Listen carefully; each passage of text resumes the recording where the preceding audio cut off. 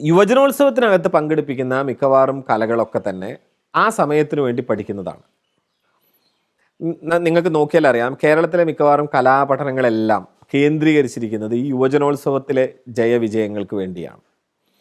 അങ്ങനെ വരാനുണ്ടായ പ്രധാനപ്പെട്ട കാരണം 76-ന് ശേഷം വന്ന പ്രധാനപ്പെട്ട ഒരു തീരുമാനമായിരുന്നു. അത് 80-നും ശേഷമാണ് വരുന്നത്. ഗ്രേസ് മാർക്കും ഈ യുവജനോത്സവവും തമ്മിൽ ബന്ധിപ്പിക്കുക. 10th ഗ്രേസ് മാർക്കും 10ാം ക്ലാസ് പരീക്ഷ പാസ്സാവലാണ് മോക്ഷമാർഗം എന്നന്ന് തീരുമാനം. ഇപ്പം നമുക്കത് +2 ആയിട്ടുണ്ട്. അപ്പോൾ ഈ മോക്ഷമാർഗ പ്രാപ്തിക്ക് വേണ്ട ഒരു ഗുണം എന്ന നിലയ്ക്ക് കലോത്സവത്തിലെ മാർക്കും കൂടി ആഡ് ചെയ്യും, ഗ്രേസ് മാർക്ക്.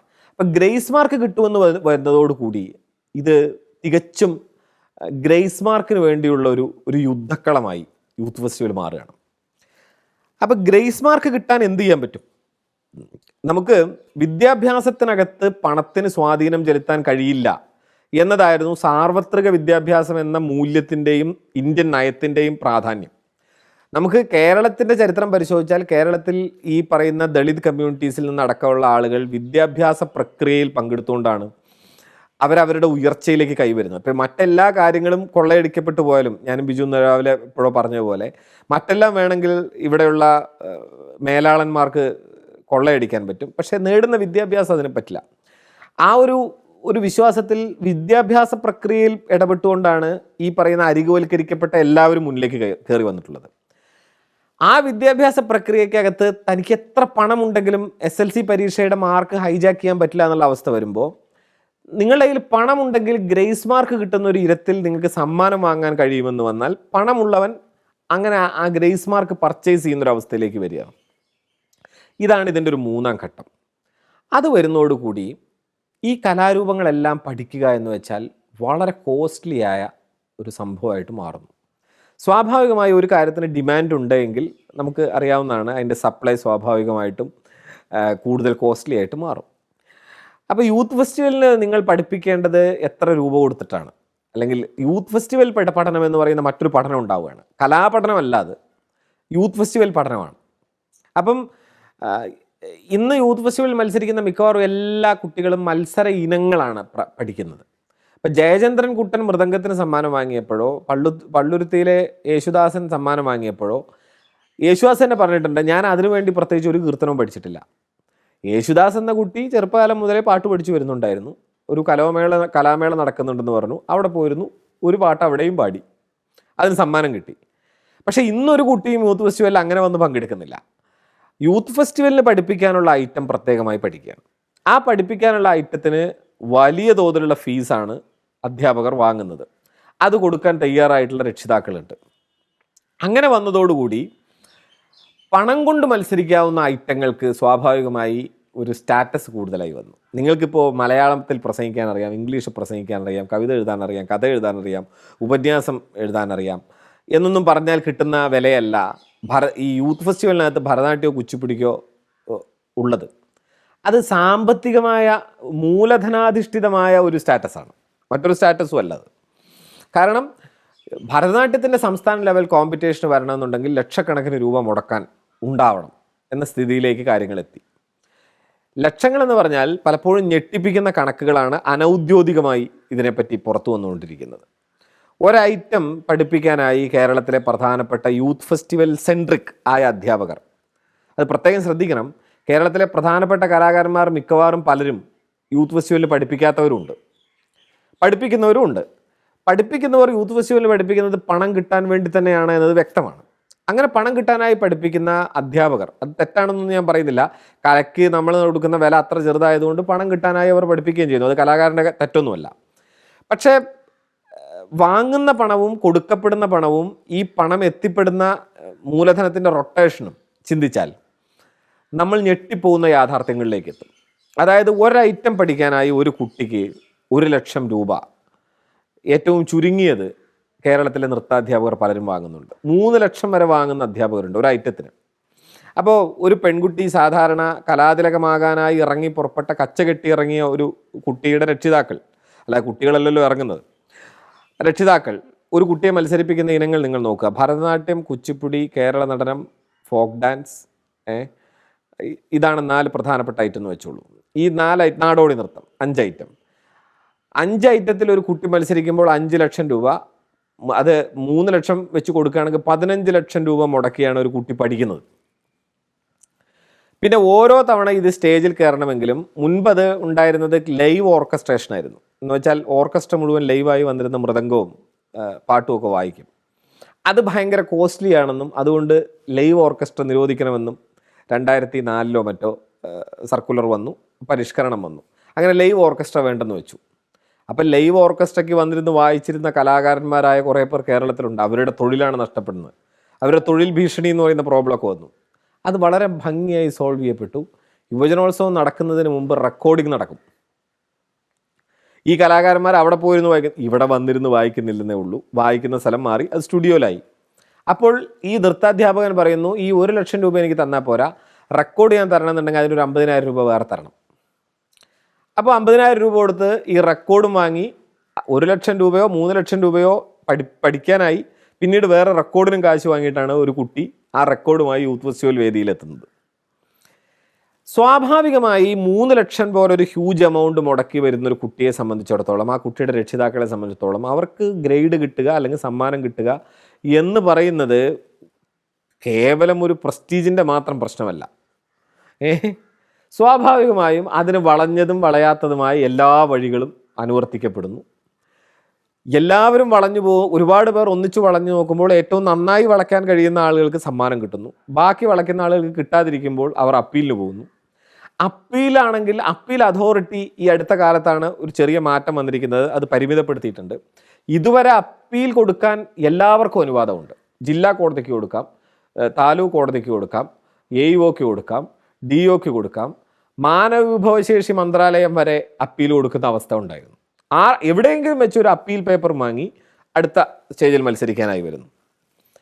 അപ്പോൾ ഉണ്ടാവുന്നത് എന്താണെന്ന് വെച്ചാൽ, ഒരു മത്സരത്തിൽ ഇപ്പോൾ ഒരു ജില്ലാ യൂത്ത് ഫെസ്റ്റിവലിനകത്ത് സബ് ജില്ലകളായി 10 സബ് ജില്ലയാണുള്ളെങ്കിൽ നിയമാനുസൃതമായി 10 കുട്ടികളാണ് വരേണ്ടത് പ്രതിനിധികളായിട്ട്, 10 സബ് ജില്ലയായി പ്രതിനിധീകരിച്ചുകൊണ്ട്. പക്ഷേ ആ മത്സരം രാവിലെ 9 മണിക്ക് തുടങ്ങിയാൽ രാത്രി 12 മണിക്കാണ് തീരുക. കാരണം 10 പേർ ഫസ്റ്റ് കിട്ടി വന്നതും 150 പേർ അപ്പീലുമായി വന്നതുമാണ് മൊത്തത്തിൽ. അപ്പോൾ ഇത് ജഡ്ജ് ചെയ്യുന്ന ആളുകളെ പറ്റി നിങ്ങൾ ആലോചിച്ച് നോക്കുക. ജഡ്ജ്മെൻറ്റിന് പണ്ട് പോയിരുന്നതും ഇപ്പം ഞാൻ പോവാത്ത ഒരാളുമാണ്. അതുകൊണ്ട് ജഡ്ജ്മെൻറ്റ് എനിക്ക് മുമ്പ് പരിചയമുള്ളൊരു കാര്യമായതുകൊണ്ട് എനിക്കറിയാം.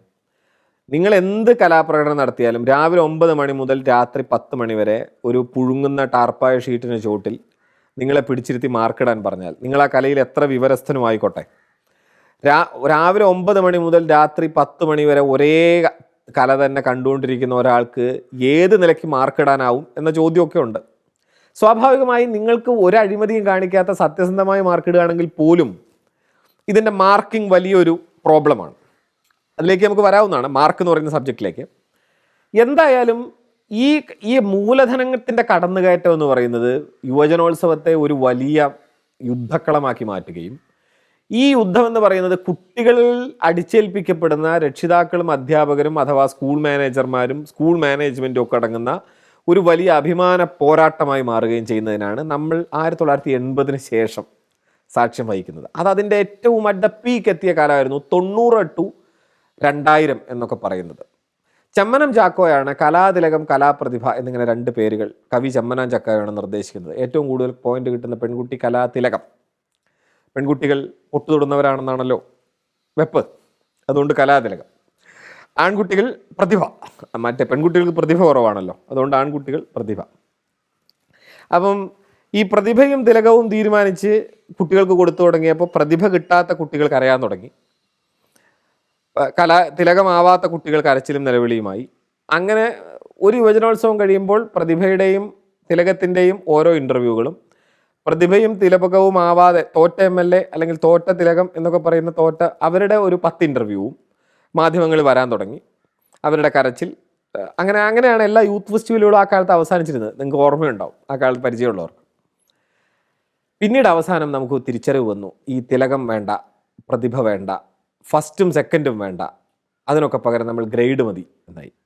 അപ്പോൾ A ഗ്രേഡ് കിട്ടുക എന്നതായി പ്രധാനം. അത്രയേ ഉള്ളൂ, വലിയ മാറ്റങ്ങളൊന്നും വന്നിട്ടില്ല. പണ്ട് ഫസ്റ്റ് കിട്ടണമായിരുന്നു, ഇപ്പോൾ A ഗ്രേഡ് കിട്ടണം. ഗ്രേസ് മാർക്ക് നിലനിൽക്കുന്നിടത്തോളം A ഗ്രേഡ് കിട്ടുക എന്നതായി പ്രാധാന്യം അർഹിക്കുന്ന കാര്യം. കലാതിലക പട്ടം എന്ന് വെച്ചാൽ സിനിമയിലേക്കുള്ളൊരു എൻട്രൻസ് ആണ് എന്ന് വന്നു. ആദ്യത്തെ തിലകമാവുന്നത് പൊന്നമ്പിളിയാണ്, പ്രതിഭയാവുന്നത് വിനീതാണ്. ഇവർ രണ്ടുപേരും പിന്നീട് സിനിമയിൽ പ്രധാനപ്പെട്ട ആളുകളായി. ഒരു പ്രധാന കാരണം അതായിരുന്നു. വിനീത് അക്കാലത്തെ ഏറ്റവും ജനപ്രിയനായ ഒരു നടനായി മാറിയിരുന്നു, നക്ഷത്രങ്ങളൊക്കെ വന്ന്. അപ്പം ഇവരൊക്കെ നടനായതിൻ്റെ പ്രധാന കാരണം കലാപ്രതിഭയായതാണ് എന്ന ഒരു ക്രൗഡ് സൈക്കി ഡെവലപ്പ് ചെയ്തു.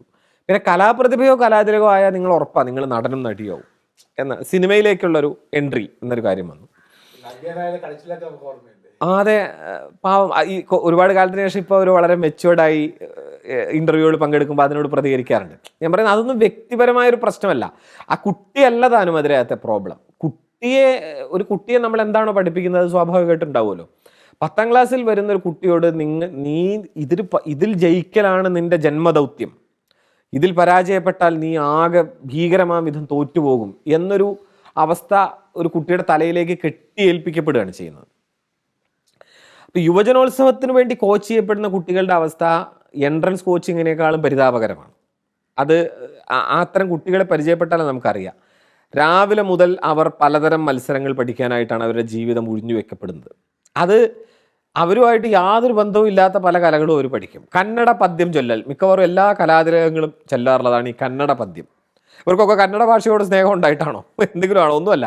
കന്നഡയുടെ ABCD അറിയില്ല. കന്നഡ പദ്യം ചൊല്ലൽ പഠിപ്പിക്കുന്ന അധ്യാപകർ ഒരു റയർ പീസ് ഉണ്ട്. അവർ കേരളത്തിലുണ്ട് പല സ്ഥലങ്ങളിൽ. അവിടെ പോയി എൻ്റെ കുട്ടിയെ കന്നഡ പദ്യം പഠിക്കുക. കാരണം കന്നഡ പദ്യത്തിന് അധികം മത്സരം ഉണ്ടാവില്ല, അതാണ് കാര്യം. പോയിന്റ് കിട്ടണം. പോയിന്റ് ഒന്നിച്ച് കൂട്ടുമ്പോഴാണ് ഈ തിലകവും പ്രതിഭയും വരുന്നത്. അതിന് ആരും മത്സരിക്കാത്ത ഇനം ഏതാണെന്ന് നോക്കി അത് പഠിക്കലാണ്. അപ്പം കന്നഡ പദ്യം പഠിക്കുക. ഇങ്ങനെ തുടങ്ങിയുള്ള വളരെ വിചിത്രമായൊരു ജീവിതമാണ് ആ കുട്ടികൾ നയിക്കുന്നത്. അത്തരം അനേകം കുട്ടികളെ പരിചയമുള്ള ഒരാളാണ് ഞാൻ പലപ്പോഴും. അതുകൊണ്ട് എനിക്കറിയാം ഇവർ രാവിലെ മുതൽ രാത്രി വരെ പ്രാക്ടീസാണ്. എന്ന് വെച്ചാൽ രാവിലെ 3 മണിക്കും 4 മണിക്കും വീട്ടിൽ എഴുന്നേൽപ്പിച്ചിരുത്തി ശ്രുതിപ്പെട്ടി വെച്ച് പാടാൻ തുടങ്ങി കഴിഞ്ഞു കഴിഞ്ഞാൽ പിന്നെ അത് കഴിഞ്ഞ് ഓരോരുത്തരുടെ അടുത്തേക്കായി, അധ്യാപകരുടെ അടുത്തേക്കായി രക്ഷിതാക്കൾ ഇങ്ങനെ നടത്തും. സത്യത്തിൽ ആ രക്ഷിതാക്കളെയോ ഒക്കെ കുറ്റം പറയാൻ എളുപ്പമാണ്. പക്ഷെ ഞാൻ പറയുന്നത് ഈ രക്ഷിതാക്കളും കുട്ടികളും ഈ വ്യവസ്ഥയുടെ ഇരകളാണെന്നുള്ളതാണ്. കേരളത്തിലെ ഇത്തരം അനേകം രക്ഷിതാക്കളെ പരിചയമുള്ള ഒരാളെന്ന് എനിക്കറിയാം. അവരൊന്നും സത്യത്തിൽ അങ്ങനെ അവരുടെ ആർത്തിയൊന്നുമല്ലായിരുന്നു പ്രശ്നം. ബേസിക്കലിയുള്ള പ്രശ്നം എന്താ? നമ്മുടെ കലാരംഗം എന്ന് പറയുന്നത് പലതരത്തിലുള്ള ശ്രേണീകൃതമായ അസമത്വം എന്ന് അംബേദ്കർ പറയുന്ന ഗ്രേഡഡ് ഇനിക്വാലിറ്റി നിലനിൽക്കുന്ന ഒരു സ്ഥലമാണ്. സ്വാഭാവികമായി ജനാധിപത്യപരമായ ഒരു കലാഭൂമി നമുക്ക് ഡെവലപ്പ് ചെയ്യാൻ പറ്റാത്തിടത്തോളം ഈ നാട്ടിൽ ഒരു നിലയ്ക്കും സ്ഥാനം കിട്ടാതെ പോകുന്ന സ്വന്തം കുട്ടിയെ, സ്വന്തം വീട്ടിലെ സ്വന്തം കുട്ടികളെ അവർക്ക് എവിടെയെങ്കിലും ഒരു സ്ഥലത്ത് പൊസിഷൻ ഉണ്ടാവണം എന്നൊരു രക്ഷിതാവിൻ്റെ ആഗ്രഹമാണ് രക്ഷിതാവിനെ ഇങ്ങനെ ഓടിപ്പിക്കുന്നത്. കാരണം എന്താണെന്ന് വെച്ചാൽ ആ കുട്ടിയെ അല്ലാതെ നമ്മൾ അംഗീകരിക്കാൻ തയ്യാറല്ല. ആ കുട്ടിക്ക് അല്ലാതൊരു കലാപ്രോത്സാഹനവും ഇല്ലതാനും. അതുകൊണ്ട് തന്നെ എൻ്റെ വീട്ടിൽ ഞാൻ അനുഭവിച്ചതിൽ നിന്ന് വ്യത്യസ്തമായി എൻ്റെ കുട്ടിക്കെങ്കിലും ഒരു അംഗീകാരം വേണമെന്നൊരു രക്ഷിതാവിൻ്റെ പലപ്പോഴും നിഷ്കളങ്കമായ മോഹമാണ് ഈ ഓട്ടത്തിന് പിന്നിലുള്ളത്. സ്വാഭാവികമായി നിങ്ങളുടെ വർഗ്ഗനില അനുസരിച്ച് നിങ്ങളുടെ ഓട്ടത്തിൻ്റെ സ്ട്രക്ചർ മാറുമെന്ന് മാത്രം. നിങ്ങളൊരു പാവപ്പെട്ട ദരിദ്രനായ വ്യക്തിയാണെങ്കിൽ നിങ്ങൾക്ക് സ്വന്തം കുട്ടിയെയും കൊണ്ട് ഇങ്ങനെ ഓടാം എന്നേ ഉള്ളൂ. മിക്കവാറും ആ ഓട്ടം പരാജയത്തിൽ കലാശിക്കും. അപൂർവമായി ചിലപ്പോൾ ആ കുട്ടി അംഗീകരിക്കപ്പെട്ടേക്കാം, ആ കുട്ടിക്ക് അത്രയും കഴിവൊക്കെ ഉണ്ടെങ്കിൽ. അല്ലെങ്കിൽ പിന്നെ നിങ്ങൾക്ക് ഇറക്കി കളിക്കാനുള്ള പണം വേണം. അതാണ് നിങ്ങൾ ഇറക്കുന്ന പണം അനുസരിച്ച്, നിങ്ങൾ അങ്ങോട്ടൊരു ബിസിനസ്സിൽ ഇറക്കുന്നത് പോലെ ഇറക്കുന്ന പണം അനുസരിച്ചാണ് തിരിച്ചുള്ള ലാഭം എന്നാണ് യുവജനോത്സവത്തിൻ്റെ ഒരു നിയമമായി മാറിയത്. എനിവേ, ഞാൻ പറഞ്ഞു വന്നത് ഇതിൻ്റെ രണ്ടാമത് നമ്മൾ പരിശോധിക്കേണ്ട ഒരു പ്രധാന പ്രശ്നം, ഇത് മത്സരമായി മാറുകയും ഇതിന് മാർക്കിടുകയും ചെയ്യുമ്പോൾ മാർക്കിംഗ് എന്ന് പറയുന്ന ഒരു സയൻറ്റിഫിക് പ്രോസസ്സാണ്. ക്ലാസിഫിക്കേഷൻ, മാർക്കിംഗ് എന്നൊക്കെ പറയുന്ന ഒരു ശാസ്ത്രീയമായ പദ്ധതിയായിട്ട് വേണം നമ്മൾ കാണാൻ. എങ്ങനെയാണ് ഒരു കലയ്ക്ക് മാർക്കിടാൻ പറ്റുക എന്നത് വളരെ കൺഫ്യൂഷനുള്ളൊരു ചോദ്യമാണ്. നമുക്കൊരു ഓട്ട മത്സരത്തിന് മാർക്കിടാം, വളരെ എളുപ്പമാണത്. കാരണം 10 സെക്കൻഡിൽ ഓടിയവൻ 9 സെക്കൻഡിൽ ഓടിയവൻ, ഇങ്ങനെ രണ്ടാളുണ്ടെങ്കിൽ 9 സെക്കൻഡിൽ ഓടിയവനാണ് ഫസ്റ്റ്, 10 സെക്കൻഡിൽ ഓടിയ ആൾ സെക്കൻഡാണ്. അത് 9.1 ആണെങ്കിലും അവൻ സെക്കൻഡാണ്, 9 സെക്കൻഡിൽ ഓടിയവനുണ്ടെങ്കിൽ. ഇത് നമുക്ക് സ്റ്റോപ്പ് വെച്ച് തീരുമാനിക്കാം, ആധുനിക സങ്കേതങ്ങൾ വെച്ച് തീരുമാനിക്കാം. ഇപ്പോൾ വേൾഡ് കപ്പ് കഴിഞ്ഞല്ലോ, ഫുട്ബോൾ. നമുക്ക് ഓഫ് സൈഡ് എന്ന് പറയുന്ന ഒരു വലിയ പ്രോബ്ലമായിരുന്നു. എല്ലാ കാലത്തും ഓഫ് സൈഡ് വിവാദങ്ങൾ ഒരുപാട് ഉണ്ടാവാറുണ്ട്. ഏറ്റവും ഓഫ് സൈഡ് വിവാദം കുറഞ്ഞ ലോകകപ്പുകളിലൊന്നാണ് ഇത്തവണത്തേത്. കാരണം എന്താ വെച്ചാൽ അത്ര ടെക്നിക്കൽ അസിസ്റ്റ് വെച്ചിട്ട് മൊത്തത്തിൽ എല്ലാ ഓഫ് സൈഡ് പ്രോബ്ലംസിനെയും കൃത്യമായി വാർ റൂം കൺട്രോൾ ചെയ്യായിരുന്നു. സ്പോർട്സിൽ നമുക്കത് കഴിയും. നമുക്ക് ഒരു പാട്ട് പാടുന്നു, നമ്മൾ എന്ത് മെഷർ എന്തിനെ വെച്ചുകൊണ്ടാണ് അതിനെ നമ്മൾ മെഷർ ചെയ്യുക? നിങ്ങളുടെ ഏത് സൗന്ദര്യബോധം വെച്ചാണോ നിങ്ങൾ മാർക്ക് ഇടുന്നത് അതനുസരിച്ച് നിങ്ങളുടെ മെഷർമെൻറ്റ് മാറി മറിയും. അപ്പോൾ അതിനകത്ത് സാധാരണ ഓരോ മത്സര ഇനത്തിനും ജഡ്ജസിന് കൊടുക്കുന്ന ഷീറ്റിൽ ഓരോ മത്സര ഇനത്തിനും മാർക്കിടേണ്ട കാര്യങ്ങൾ എഴുതിയിട്ടുണ്ടാവും. ഇപ്പോൾ ലളിതഗാനമാണെന്നുണ്ടെങ്കിൽ അതിൻ്റെ രാഗഭാവം 20 മാർക്ക്. അപ്പോൾ അത് നമ്മൾ കൃത്യമായിട്ട് ഡിഫൈൻ ചെയ്തിട്ടില്ല എന്നാണ് ചോദ്യം. ഈ രാഗഭാവം എന്നൊക്കെ പറഞ്ഞാൽ എന്താ? ഇത് വളരെ എന്താ പറയുക, കൺഫ്യൂഷനുള്ളൊരു ചോദ്യമാണ്. നിങ്ങൾ രാഗമായി മനസ്സിലാക്കുന്നത് എന്താണ്, രാഗഭാവമായി ഓരോരുത്തരും മനസ്സിലാക്കുന്നത് എന്താണ്? അപ്പം മാർക്കിടുക എന്ന് വെച്ച് കഴിഞ്ഞാൽ നമ്മളുടെ വൈയക്തികത, ഇൻഡിവിജ്വൽ ആയിട്ടുള്ള നമ്മുടെ കലാബോധം വർക്ക് ചെയ്തുകൊണ്ട് ഏത് ജഡ്ജിനും മാർക്കിടാൻ കഴിയും. അത് ശരിയാവാം, തെറ്റാവാം, അത് അയാളുടെ ശരിയാണ്. ഒരു കല ആസ്വദിക്കുന്നതിൽ നിങ്ങൾക്ക് നിങ്ങളുടെ ശരി മാത്രമേ ഉള്ളൂ. അതല്ലാതെ ഒരു കല മറ്റു കലകളെക്കാൾ മുകളിലാണ് താഴെയാണെന്നൊന്നും പറയുന്നത് യുക്തിപരമല്ല എന്ന് നമ്മൾ പറയുന്നത് അതുകൊണ്ടാണല്ലോ. സോ ഈ മാർക്ക് എന്ന് പറയുന്ന സിസ്റ്റത്തിനകത്തൊരു തകരാറുണ്ട്. ഇതൊന്ന്. രണ്ടാമത്തത്, ഇതിനകത്ത് ഇപ്പോൾ നമ്മൾ പറയുന്ന മിക്കവാറും എല്ലാ കലാരൂപങ്ങൾക്കും ഒരുപാട് ശൈലീ ഭേദങ്ങൾ ഉണ്ടാവും. പല നാടുകളിൽ നിന്ന് വരുമ്പോൾ ഒരു കലയുടെ പേരൊക്കെ ഒന്നാണെങ്കിൽ പോലും കലയുടെ ഓരോ നാട്ടിലത്തെയും രൂപം മാറ്റം ഉണ്ടാവും. ഇപ്പം നാടൻ പാട്ട് ഫോർ എക്സാമ്പിൾ, ഇപ്പം നമ്മൾ യുവജനോത്സവത്തിന് നാടൻ പാട്ട് ഒരു ഐറ്റാക്കിയിട്ടുണ്ട്. സംസ്ഥാന യുവജനോത്സവത്തിന് നാടൻ പാട്ടിന് ജഡ്ജ്മെൻറ്റിന് നിങ്ങൾ 3 നാടൻ പാട്ടിലെ നിങ്ങൾക്ക് യാതൊരു പരാതിയുമില്ലാത്ത കേരളത്തിലെ ഏറ്റവും അറ്റ് ദ ടോപ്പ് മോസ്റ്റ് ഏത് നാടൻ പാട്ടുകാരെ വെച്ചാൽ കൊണ്ടുവന്ന് ജഡ്ജാക്കി ഇരുത്തിക്കോളൂ. എന്നാലും അത് ഡിസ്പ്യൂട്ടഡ് ആവും. കാരണം നാടൻ പാട്ടെന്ന് പറയുന്ന ഒരൊറ്റ സാധനമല്ല.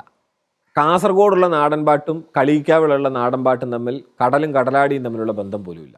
2 സൗന്ദര്യബോധമാണ്. തെക്കൻ പാട്ടെന്ന് പറയുന്ന ചെങ്ങന്നൂർ ആദിത്തോറ്റത്തെ ഉണ്ടാക്കുന്നതും പടയണി ഉണ്ടാക്കുന്നതും കുമ്മാട്ടി ഉണ്ടാക്കുന്നതും കാക്കരശ്ശി നാടകത്തെ ഉണ്ടാക്കുന്നതും പൊറാട്ടുകളി ഉണ്ടാക്കുന്നതും ചവിട്ടുകളി ഉണ്ടാക്കുന്നതും നാടൻ പാട്ട് പുള്ളുവൻ പാട്ട് ഉണ്ടാക്കുന്നതും ഒക്കെ വേറെ വേറെ സൗന്ദര്യബോധങ്ങളാണ്. ഇതിനെല്ലാം കൂടി ഒരു പ്രത്യേക സ്ഥലത്ത് കൊണ്ടുവന്നിട്ടും ഒരു പുള്ളുവൻ പാട്ട് ഒരു 4-5 കുട്ടികൾ പാടുന്നു, ഒരു ചെങ്ങന്നൂർ ആദിത്തോറ്റം 4-5 കുട്ടികൾ പാടുന്നു. എന്ത് വെച്ചിട്ടാണ് ഇതിനെ നിങ്ങൾ കമ്പയർ ചെയ്യുക? ഇത് കമ്പാരിസൺ ഇരിക്കുന്ന ജഡ്ജസ്, ഏത് ജഡ്ജിനാണ് കേരളത്തിലെ മൊത്തം നാടൻ പാട്ടിൻ്റെ ഒരു പൈതൃക ഏറ്റെടുക്കാൻ കഴിയുക? അങ്ങനെ വ്യക്തികളില്ലല്ലോ. നിങ്ങൾ ഏതെങ്കിലും നാടൻ പാട്ടിൽ നിപുണനായിരിക്കാം, ചിലപ്പോൾ 2-ലായിരിക്കാം, 3-ലായിരിക്കാം. പക്ഷേ കേരളത്തിലുള്ള നാടൻ പാട്ടുകളുടെ 2, 3, 10, 100, 150 അല്ല. ഈ സകലമാന വൈജാത്യങ്ങളും അതിൻ്റെ എല്ലാ മെഷർമെൻറ്റും വ്യക്തിപരമായി ആരിലും എത്തുന്നതല്ല. സോ ഞാൻ പറഞ്ഞത്, ഇത്തരത്തിൽ നമ്മുടെ ജഡ്ജ്മെൻ്റ് എന്ന് പറയുന്നത് തികച്ചും അശാസ്ത്രീയമായൊരു പ്രോസസ്സായിട്ടാണ് നിൽക്കുന്നത്. എന്നിരിക്കലും കല മത്സരിക്കാനുള്ളതാണോ അല്ലയോ എന്ന ചോദ്യത്തിലേക്കാണ് നമ്മളിത് എത്തുന്നതെങ്കിൽ ഞാൻ കരുതാറുള്ളത് കലാമത്സരം തെറ്റാണെന്നൊന്നും ഞാൻ പറയാറില്ല. കാരണം മത്സരം തെറ്റാവുന്നത് മത്സരം അനാരോഗ്യകരമാവുമ്പോഴാണ്. ഇപ്പം അനാരോഗ്യകരമല്ലാത്തടത്തോളം ലോകത്ത് മനുഷ്യൻ്റെ വളരെ പ്രാഥമികമായ ചോദനകളിലൊന്നാണ് മത്സരങ്ങളിൽ ഏർപ്പെടുക, കളികളിൽ ഏർപ്പെടുക. ചിലർ ജയിക്കുന്നു, ചിലർ തോൽക്കുന്നു. ഈ തോൽവിയും ജയവും ഒക്കെ നമ്മുടെ ഗോത്രകാലം മുതൽ തുടങ്ങിയിരിക്കുന്ന ഒരു സ്വഭാവമാണ്. മനുഷ്യരിലുള്ളൊരു കാര്യമാണിതെല്ലാം. അതുകൊണ്ട് തന്നെ നമ്മൾ എന്താണ് ലോകത്തെമ്പാടും വലിയ മേളകൾക്കൊക്കെ ചെയ്തത്? മേളകളിൽ മത്സരങ്ങൾ നടക്കും, പക്ഷേ അത് ഒരു സാഹോദര്യത്തിൻ്റെ സന്ദേശം, ഫ്രട്ടേണിറ്റി എന്ന് പറയുന്നൊരു മൂല്യത്തെ ലോകത്തെ വലിയ മേളകളൊക്കെ ഉയർത്തിപ്പിടിക്കുന്നതായിട്ട് കാണാം. ഒളിമ്പിക്സ് ഉദാഹരണം.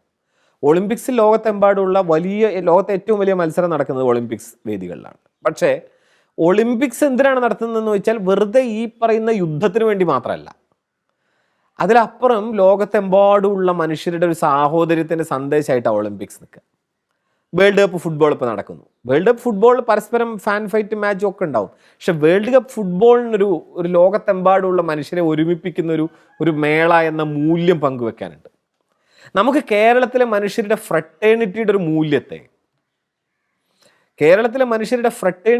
മൂല്യത്തെ ഉയർത്തിപ്പിടിക്കുന്ന നിലയ്ക്ക് കലോത്സവത്തെ മാറ്റാൻ പറ്റിയിട്ടുണ്ടോ എന്നാണ് ചോദ്യം. കലോത്സവം പരാജയപ്പെട്ട് നിൽക്കുന്ന പ്രശ്നം അവിടെയാണ്. അടിസ്ഥാനപരമായി ഈ രക്ഷിതാക്കളും സ്കൂൾ അധികൃതരും ഒക്കെ പങ്കെടുക്കുന്ന ഈ പറയുന്ന എന്താ പറയുക തമ്മിൽ തല്ലും പോരും എന്നുള്ളതിലപ്പുറം ഈ തമ്മിലടിയുടെ അപ്പുറം നിൽക്കുന്ന സാഹോദര്യത്തിൻ്റെ ഒരു കൾച്ചർ ഇതിനകത്ത് നിന്ന് പൂർണ്ണമായും ഡയല്യൂട്ട് ചെയ്ത് അപ്രത്യക്ഷമാവുന്ന ഒരു കാഴ്ചയാണ് നമ്മൾ കണ്ടത്. അതാണ് കലോത്സവത്തിലെ ഏറ്റവും പ്രധാനപ്പെട്ട ഒരു പ്രതിസന്ധിയെ നിർമ്മിച്ചെടുക്കുന്നത്. അതിലെന്താണെന്ന് വെച്ചാൽ, ഞാൻ മുൻപ് പറഞ്ഞ ഗ്രേസ് മാർക്ക് ആൻഡ് മത്സര ഇനത്തിന് വേണ്ടിയുള്ള പഠിപ്പിക്കൽ എന്നിവ ശക്തിപ്പെട്ടതോടുകൂടി കുട്ടികളെ പഠിപ്പിക്കുന്ന ഈ കലകളുടെ തന്നെ സ്വഭാവം മാറി. അതായത് യൂത്ത് ഫെസ്റ്റിവൽ ഒരിക്കലും നമ്മുടെ നാട്ടിൽ ഒന്നും ഒരു ഐലൻഡ് അല്ലല്ലോ, അത് മാത്രമായിട്ട് നിൽക്കില്ല. യൂത്ത് ഫെസ്റ്റിവലിന് വേണ്ടിയാണ് കുട്ടിയെ കല പഠിപ്പിക്കുന്നതെന്ന് വന്നതോടുകൂടി ഈ കലാരൂപങ്ങൾക്കകത്തെ ഘടനയെ തന്നെ യൂത്ത് ഫെസ്റ്റിവൽ പഠനം സ്വാധീനിക്കാൻ തുടങ്ങി. കാരണം ഒരു കുട്ടി ഭരതനാട്യം കളിക്കുന്നു സ്റ്റേജിൽ. ഭരതനാട്യം കളിക്കുമ്പോൾ ഒരു 14 വയസ്സ് വരെയുള്ള 15 വയസ്സിനകം 10ാം ക്ലാസ് കഴിയുമല്ലോ. ഒരു കുട്ടിയുടെ 10, 12, 13 ഒക്കെ വയസ്സിലാണ് ഒരു കുട്ടി ഭരതനാട്യം കളിക്കുന്നതെങ്കിൽ സാധാരണ ഒരു ഭരതനാട്യം കളരിയിൽ പഠിക്കുന്ന കുട്ടി ആ സമയത്ത് പഠിക്കുന്ന ചില ഇനങ്ങളുണ്ട്. ശബ്ദം, കൗത്വം, പുഷ്പാഞ്ജലി, തില്ലാനകൾ, ക്രമേണ ഒരു ചെറിയ വർണ്ണം, ഇതൊക്കെ പഠിച്ചു വരുന്നൊരു പ്രായമാണത്. സാധാരണ നിലയ്ക്ക് അരങ്ങേറ്റ പ്രായം എന്ന് പറയുന്നൊരു പ്രായമാണ്. പക്ഷേ യുവജനോത്സവത്തിൽ പഠിക്കുന്ന ഐറ്റം എന്ന് പറയുന്നത് അങ്ങനെ ഒരു ഐറ്റം അല്ല. അത് തുമ്പിയെ കൊണ്ട് കല്ലെടുപ്പിക്കുന്ന ഒരു 10 മിനിറ്റ് നേരത്തെ നീണ്ടു നിൽക്കുന്ന ഒരു കീ കൊടുത്താൽ ഓടുന്നൊരു പാവയെ പോലെ കുട്ടി ഈ ആദ്യത്തെ ആ ട്രിണീം എന്നുള്ള ബെല്ലടിച്ചാൽ ലാസ്റ്റത്തെ ഒരു ബെല്ല് വരെ കുട്ടി നിർത്താതെ സ്റ്റേജിൽ കിടന്ന് ഓടുന്ന ഒരു വളരെ കോംപ്ലിക്കേറ്റഡ് ആയ എന്തോ ഒരു സാധനത്തെയാണ് നമ്മൾ ഭരതനാട്യമായിട്ട് സ്റ്റേജിൽ അവതരിപ്പിക്കുന്നത്. നിങ്ങൾക്ക് യഥാർത്ഥ ഭരതനാട്യ സ്റ്റേജിൽ ഒരിക്കലും ഈ സാധനം അവതരിപ്പിക്കാനും പറ്റില്ല, അവിടെ കാണാനും പറ്റില്ല. ഇന്നൊക്കെ ഇന്ത്യയിലെ പ്രധാനപ്പെട്ട ഡാൻസേഴ്സിനെയൊക്കെ നിങ്ങൾ നോക്കിക്കോളൂ, അവരാരും തന്നെ ഇങ്ങനത്തെ ഒരു ഐറ്റം സ്റ്റേജ് കളിക്കുന്നത് നിങ്ങൾ കാണില്ല. ഭരതനാട്യത്തിനകത്ത് ഈ സാധനമില്ല. ഇതൊരു ഭാഗം. രണ്ടാമതൊരു ഭാഗം നോക്കൂ. കർണാടക സംഗീതം പഠിച്ച് ഒരുപാട് വർഷം പരിചയിച്ചു കഴിഞ്ഞാൽ ഒരു കുട്ടി പാടേണ്ട ചില രാഗങ്ങളും ഒക്കെ ഉണ്ട്. ഒരു കലാകാരൻ, ഒരു ആർട്ടിസ്റ്റ്, ഇപ്പോൾ ഉദാഹരണത്തിന് ഒരു ആർട്ടിസ്റ്റ് തോടി അല്ലെങ്കിൽ സിംഹേന്ദ്ര മധ്യമം അല്ലെങ്കിൽ ശങ്കരാഭരണം എന്നൊക്കെ പറയുന്നത് മേജർ രാഗങ്ങളാണ്. അത് സാധാരണ ഒരു കുട്ടിയും ആദ്യഘട്ടത്തിൽ പഠിക്കുന്നതല്ല, ക്രമേണ പഠിക്കുന്നതാണ്. അപ്പോൾ കർണാടക സംഗീതം ഏത് ക്ലാസിക്കൽ പഠനത്തിനും ഒരു സ്റ്റെപ്പ് 1, സ്റ്റെപ്പ് 2 അങ്ങനെ ഒരു രീതിയുണ്ട്. ആദ്യം ഗീതങ്ങൾ പഠിക്കുന്നു, പിന്നെ ക്രമേണ വർണ്ണങ്ങൾ പഠിക്കുന്നു. പക്ഷേ നിങ്ങൾ നേരെ പോയിട്ട് യൂത്ത് ഫെസ്റ്റിവലിൽ ഇരുന്നാൽ 10 വയസ്സായ കുട്ടി ഇരുന്ന് പാടുന്നത് ഒരു അങ്ങേയറ്റം കടുകട്ടിയായിട്ടുള്ള ശങ്കരാഭരണത്തിലോ തോടിയിലോ ഒക്കെയുള്ള ഒരു കീർത്തനമായിരിക്കും.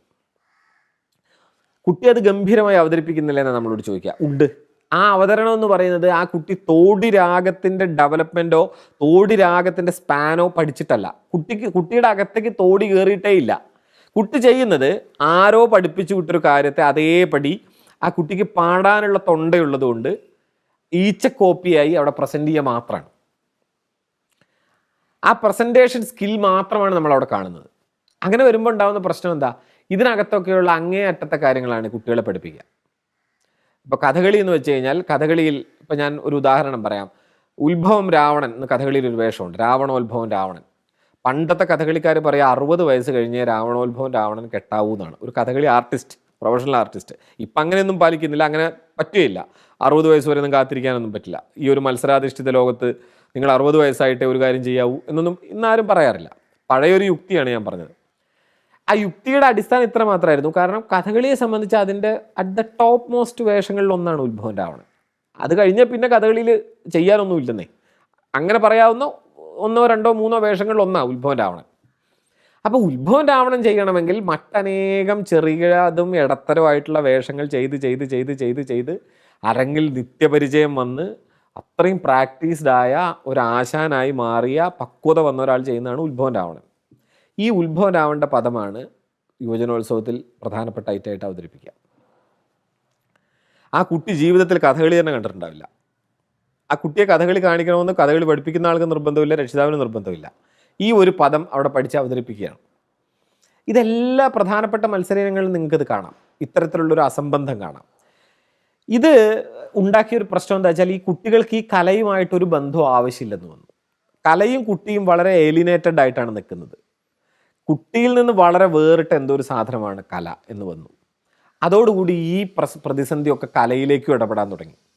കേരളത്തിൽ നിന്ന് മികച്ച ഭരതനാട്യ നർത്തകികൾ എന്തുകൊണ്ടുണ്ടാവുന്നില്ല എന്ന ചോദ്യത്തിന് ഉത്തരം കണ്ടെത്താൻ നിങ്ങൾ ശ്രമിച്ചാൽ ഒരു പ്രത്യേക പോയിന്റിൽ യുവജനോത്സവത്തിൽ നിങ്ങളെത്തും. കാരണം തമിഴ്നാട്ടിലോ ഒക്കെ നടക്കുന്ന വളരെ ഗ്രൂമിങ് സെഷനുള്ള കുട്ടികൾക്ക് വേണ്ടിയുള്ള കളരികൾ, കുട്ടികൾക്ക് വേണ്ടിയുള്ള വർക്ക്ഷോപ്പുകൾ, ശില്പശാലകൾ, അവിടെയുള്ള കളരികളുടെ രീതിശാസ്ത്രം, ഇതൊന്നും കേരളത്തിലില്ല. കേരളത്തിലുള്ളത് കുട്ടിയോട് നീ മത്സരിക്കുക, നീ ഫസ്റ്റ് വാങ്ങണം എന്നാണ്. ഫസ്റ്റ് വാങ്ങാനായി നീ കളിക്കൂ, അതിനുവേണ്ടി നീ യുദ്ധം ചെയ്യൂ, അംഗം വെട്ടു എന്നാണ് കുട്ടികളോട് പറയുന്നത്.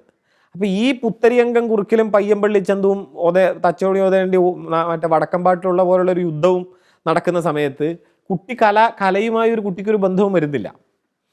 നമ്മുടെ പ്രധാനപ്പെട്ട കേരളത്തിൽ നിന്ന് ഡെവലപ്പ് ചെയ്ത് വരുന്ന നർത്തകികളൊക്കെ മദ്രാസിലോ മറ്റു പുറത്തൊക്കെ പോയി പഠിക്കുമ്പോൾ അവരനുഭവിക്കുന്ന പ്രശ്നങ്ങൾ പറയുന്നത് കേൾക്കാം. കാരണം അവർ ആദ്യം കുട്ടികൾ നിൽക്കുന്ന നില, സ്റ്റേജ് നാട്യാരംഭ നില മുതൽ പലപ്പോഴും ഡാൻസേഴ്സിന് തിരുത്തേണ്ടി വരും. കാരണം അത് മുതൽ പഠിച്ചത് മുഴുവൻ അബദ്ധമായിരിക്കും. നിങ്ങൾ യഥാർത്ഥത്തിൽ ഈ കലയ്ക്കകത്തേക്ക് കയറണമെങ്കിൽ നിങ്ങൾ ആദ്യം മുതൽ ഒരു ഡി സ്കൂളിൽ ഏർപ്പെടണം. അത് പഠിച്ച കാര്യത്തിനെ നമ്മൾ വീണ്ടും ഇങ്ങനെ എടുത്ത് കളഞ്ഞ് വീണ്ടും പഠിച്ചു തുടങ്ങുന്നതിനാണ് നമ്മൾ ഡി സ്കൂളിംഗ് എന്ന് പറയുക. അങ്ങനെ വലിയൊരു ഡി സ്കൂളിംഗ് പ്രോസസ്സാണ് കേരളത്തിൽ നിന്ന് വരുന്ന മിക്കവാറും കലാകാരന്മാരൊക്കെ പുറത്തു വന്നാൽ അഭിമുഖീകരിക്കുന്നത്. അവർ ഡി സ്കൂളിൽ ചെയ്ത് വരുമ്പോഴേക്കും യഥാർത്ഥ സ്കൂളിൽ പഠിക്കുന്ന കുട്ടികൾ പലരും അവരുടെ മുമ്പിലെത്തിയിട്ടുണ്ടാവും. എന്നിട്ട് നമ്മൾ പറയും കേരളത്തിലെ ആളുകളെ നിങ്ങൾ അംഗീകരിക്കുന്നില്ല. അംഗീകരിക്കാത്തതിൻ്റെ പ്രശ്നം കേരളീയരുടെ കഴിവുറവോ ഒന്നുമല്ല, നമ്മളുടെ ഈ ഒരു കലാ സിസ്റ്റത്തിനകത്ത് തന്നെയുള്ള ഒരു വലിയ അപാകതയാണ് എന്ന കാര്യം നമ്മൾ പലപ്പോഴും കാണാറില്ല. ഇനി ഒരു കാര്യം കൂടി പറഞ്ഞ് ഞാനിത് അവസാനിപ്പിക്കുക. അതെന്താണെന്ന് വെച്ചാൽ എല്ലാ ജില്ലകളുടെയും പ്രധാനപ്പെട്ട കരുത്ത്, ഈ ജില്ലകൾ തമ്മിലുള്ള മത്സരമാണല്ലോ പത്രപ്രവർത്തകരുടെ റിപ്പോർട്ടിങ്ങിലെ പ്രധാനപ്പെട്ട കാര്യം. ഈ കൊല്ലം കോഴിക്കോട് മുമ്പിൽ, ഈ കൊല്ലം തിരുവനന്തപുരം മുമ്പിൽ, പാലക്കാട് മുമ്പിൽ. ജില്ലകളുടെ കരുത്തെന്ന് പറയുന്നത് നിങ്ങൾ നോക്കിയാൽ മതി, എല്ലാ ജില്ലകളിലെയും കരുത്ത് സ്വകാര്യ സ്കൂളുകളായിരിക്കും. സ്വകാര്യ സ്കൂളുകളുടെ കരുത്തിലാണ്. ഇപ്പോൾ ഞാൻ 2017 കണക്കാണ് എൻ്റെ കയ്യിലുള്ളത്. അതിനുശേഷം വന്നിരിക്കുന്ന കോവിഡ് കാലമൊക്കെ ബന്ധപ്പെട്ട കണക്കില്ല. എല്ലാ ജില്ലകൾക്കും ആ 2017 കരുത്ത് കുറച്ച് വിരലിലെണ്ണാവുന്ന സ്കൂളുകളായിരുന്നു. അതിൽ മാനന്തവാടി GHS സ്കൂൾ ഒഴിച്ചാൽ വേറെ ഒരു ഗവൺമെൻറ് സ്കൂളിലും 100 പോയിൻറ്റിൻ്റെ മുകളിൽ നേടാൻ പറ്റിയിട്ടില്ല. പാലക്കാടിൻ്റെ പ്രധാനപ്പെട്ട പോയിൻ്റ് ബാങ്ക് എന്ന് പറയുന്ന ആലത്തൂർ BAS ഗുരുകുലം സ്കൂളാണ്, 271 പോയിൻ്റ്. ഇടുക്കിയിലെ പോയിൻ്റ് മുഴുവൻ MKNMHS കുമാരമംഗലത്തിൻ്റെയാണ്, 203 point. Silver hills higher secondary സ്കൂളാണ് കോഴിക്കോടിൻ്റെ ഒരു പ്രധാനപ്പെട്ട പോയിൻ്റ് ബാങ്ക് എന്ന് പറയുന്നത്, 156 പോയിൻ്റ്. അപ്പോൾ ഇത് വെളിവാക്കുന്നൊരു കാര്യം എന്താ? പാവപ്പെട്ട സ്കൂളിലെ കുട്ടികൾക്ക് കലാവാസന കുറവാണ് എന്നാണ്. അങ്ങനെയാണെങ്കിൽ നമ്മൾ അത് പറയണം. ഈ പറയുന്ന ഭയങ്കര സ്കൂളുകളിൽ കുട്ടികൾക്ക് പ്രത്യേകമായ കലാവാസന അങ്ങനെയാണെന്ന് ഞാൻ കരുതുന്നില്ല. സംഭവിക്കുന്നത് എന്താണ്?